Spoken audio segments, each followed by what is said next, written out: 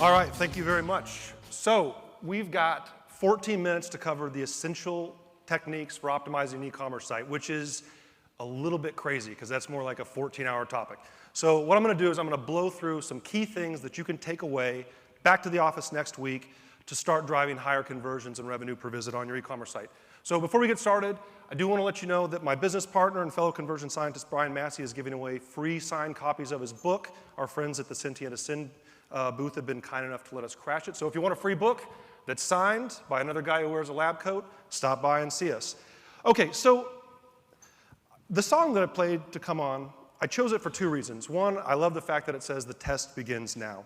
The second reason I chose it, and I'll tell you this at the risk of immediately destroying all of my credibility, I spent many of my formative years in Oklahoma. So you guys can make fun of me for that later. But the point is that band, The Flaming Lips, is also from Oklahoma. So I was exposed to them from the very beginning, and I always really loved them. So where I'm from influenced the choice of the song I chose to walk up on stage. And your visitors are no different. So you don't have one type of visitor coming to your commerce site, right? You have all these vastly different channels. And these are distinct visitors. So the idea that you can do the same thing for somebody that's coming in via your Instagram campaigns, and they're going to react the same way that somebody from your email or a direct visitor that's returning to your site to purchase again is crazy. They all need something different. So I think the most important question to ask ourselves whenever we're starting to approach optimizing an e-commerce site isn't what should we test. It's where should we test.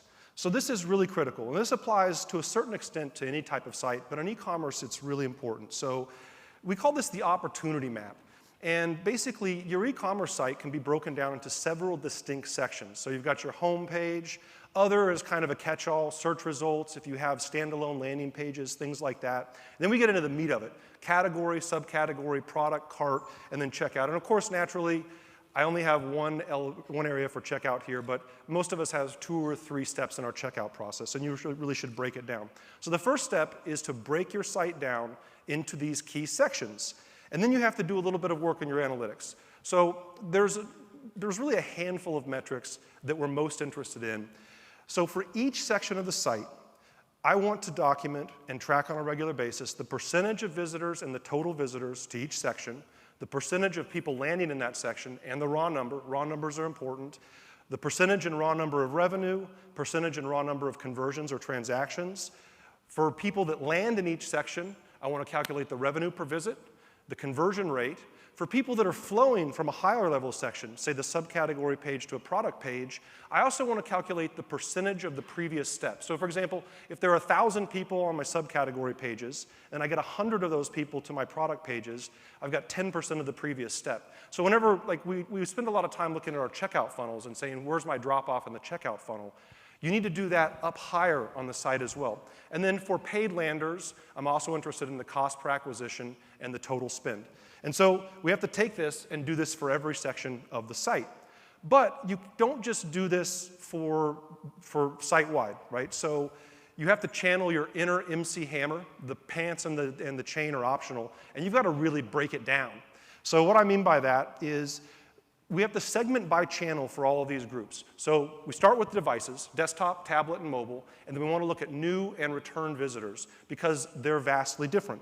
So that takes this and turns it into really 6 of these. So this would be an example, say your desktop new visitors. I want to break the site down for every one of my channels. And so you might say, this seems like a lot of work. I'm not sure that I need to do it, but it's important for a couple of reasons. First of all, it tells us exactly where testing will have the greatest impact, right? I see this all the time. People say, we think we've got a problem in our cart, that's where we want to focus, or it's our category pages. What's the point of attacking the site and trying to optimize it if you don't know for sure? Secondly, it tells you where you have enough volume to run simultaneous tests, which is important in terms of increasing your testing momentum. Like Leo said, the more you test, the more likely you're going to find wins and interesting learnings. So for anybody who kind of wants to bypass this critical step, I will tell you, we've optimized dozens and dozens of e-commerce sites. And if you kind of want a shortcut hint, Typically, we find the most lift on product pages and in the cart or the checkout. But don't take the shortcut. Take the time to document your opportunity map on an ongoing basis. Okay, so we know where we want to test after we run through this exercise. Now we can ask, what should we test? Now, at the risk of disappointing you, I can tell you, there's no silver bullets. I'm not going to run through a bullet list of like 10 things that you absolutely should test now. I'm going to assume that you're using data, like qualitative data tools, user research, things like that, to really identify what's working, what's not working on the pages that you want to test on. What I will tell you is these are the key questions that you should be asking. So you have identified a certain section of the site where you want to focus your attention. First question, not surprisingly, is where do these visitors come from? Second question on e-commerce is really critical. Did they land here or did they flow here? So somebody who landed from one of my paid campaigns on a product page is vastly different from someone who has used the navigation and category pages and subcategory pages to navigate to the product page. And you have to treat them differently. They have different desires, preferences, motivations, and they'll respond differently to different things. This is a really key question. It's simple. Was there an offer that brought them here? Next, are we clearly communicating our value proposition in the right place at the right time? And it's simple, obvious, but what friction points have we created for these visitors in our user experience? I'll give you a couple of examples. So echoing the offer. This is a concept that's as old as marketing itself, but I still see some people not doing it. So here's an email that I got from REI offering me 20% off purchase. So I click that button, I go to the site, and what do I see? I'm immediately met with a welcome mat that reinforces the offer. That's great. As I continue to browse through the site, it follows me around. I'm consistently reminded that I'm going to get 20% off. We see this work all the time. If you're bringing in people with offers from your email traffic, any paid campaigns, any social campaigns, and you're not echoing the offer when they come to your site and continuing to remind them of it, you're probably missing out on a huge opportunity. This is something that I would encourage you to go test as soon as you get back next week.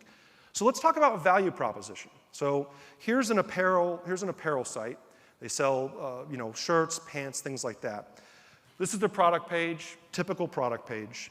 We wanted to focus in this area. So what's the number one concern whenever someone's considering buying apparel online?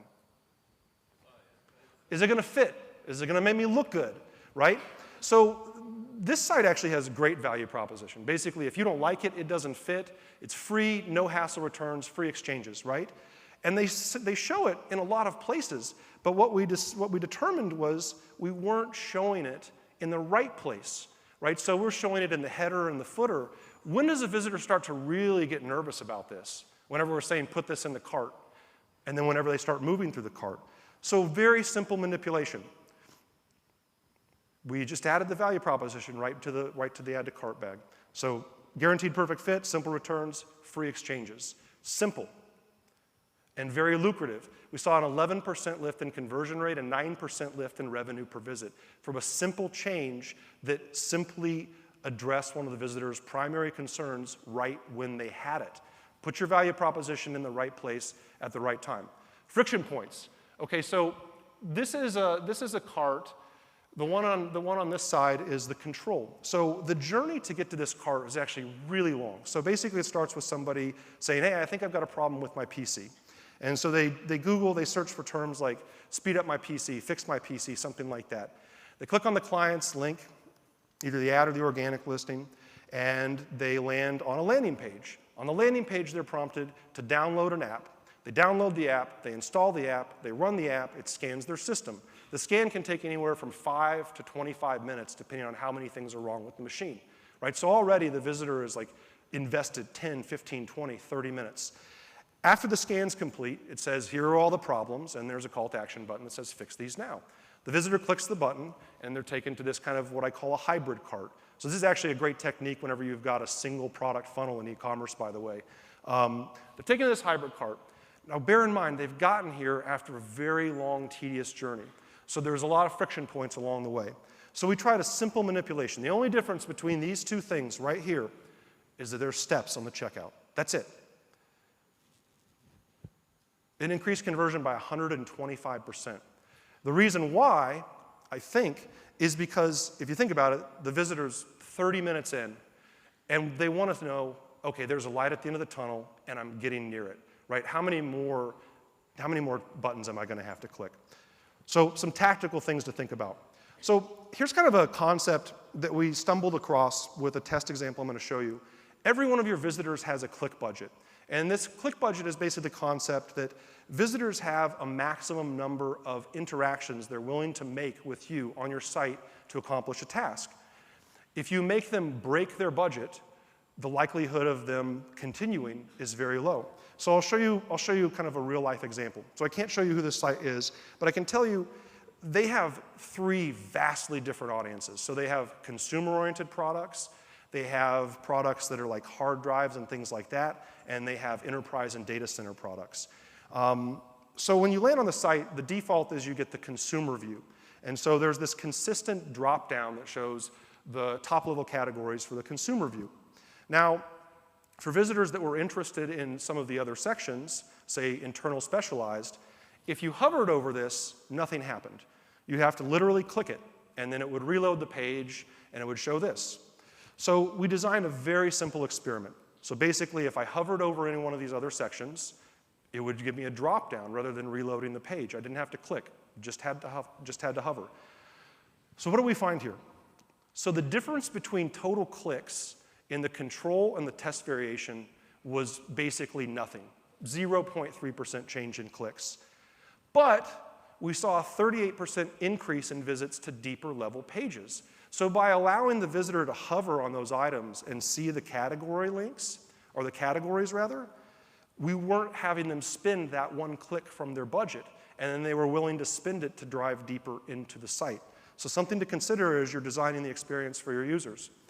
So here's another big idea. So everything you do in e-commerce is a reflection of your brand and value proposition. And I'm going to walk you through a story that I think helps to illustrate it. So this started off as an attempt to optimize navigation for a client. So this is what the control navigation looked like. Under product categories, there was a drop-down that showed all the top-level categories. And you can see there were only work gloves and protective wear were the only other top-level categories in the nav. So we could see in analytics, the nav really wasn't doing a good job of engaging people. Here's a site-wide heat map that showed the navigation. We would expect, typically, that the item on the far left gets the most interaction, and you can see here it got none. So we had 2 hypotheses. One, these are the wrong words. Product categories aren't the right words. Other hypothesis is we need to bring top-level categories into the navigation. So we went with the former hypothesis first. Let's test some different words, just to see, just for fun. So we replaced product categories with all products in one variation, and with shop products in another. Innocuous changes, right? They don't really scream making a big difference, except for the visitors didn't like it. A 9% drop in conversion rate, statistically significant with all products instead of product categories. Shop, they really hated, right? So people that are on this site don't want to think of themselves as shopping, and that's evident in the data. So we said, okay, that was obviously dumb. We should have gone with the other approach first.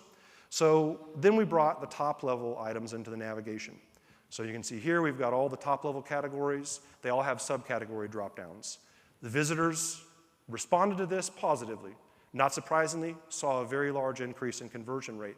And we saw a fundamental shift in how people were moving through the site. So not only did top-level category pages spike, we saw a huge increase in sub-level category pages, page visits, and subsequent increase in product page visits.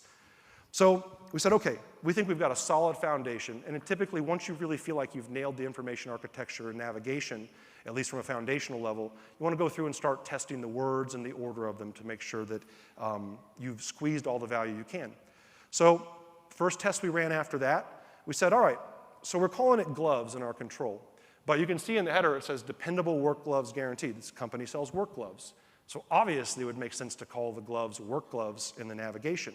We also know that rainwear is their second highest grossing revenue category next to gloves. Even though it's a subcategory, we have so many visitors, especially from paid campaigns, landing on rainwear-oriented pages. It makes a lot of sense that we would surface that in the top level of the navigation. It didn't make any sense. People didn't want to see work gloves. So obviously we saw a drop in conversion rate. Here's why, though. When we changed it from gloves to work gloves, we narrowed the focus, or really we narrowed what we were communicating in terms of our offer. People saw work gloves and they thought, okay, these are like thick gloves that I'm going to use for a jackhammer or like to drive a bulldozer. But in reality, there's a lot of different type of work gloves. They sell gloves for working in clean rooms, cotton gloves, things like that. So by just calling it work gloves, we narrowed the perception of our offering. By adding rainwear, we actually saw an even bigger drop. Why? Because it's too consumer-oriented. People come here and they're thinking, okay, I'm doing work, right? I'm not coming to J. Crew to find rainwear, right? So these are simple changes to words that seem to make sense. In neither case did we see any change in the navigation behavior whatsoever. So it didn't change how people were interacting with the site. It changed the perception of who the site was and what the site was offering. Changed the perception of the value proposition, the brand. Here's another example. So then we said, okay, let's try protective wear instead of personal safety. We know that a lot of people refer to it as protective wear. Another example, no change in behavior whatsoever, but a huge drop in conversion. So the point is, the takeaway is, that the words you use matter in terms of defining how the visitor is going to perceive what you have to offer and its relative value to them. So that is all. I appreciate it. And come by and get a copy of Brian's book if you like.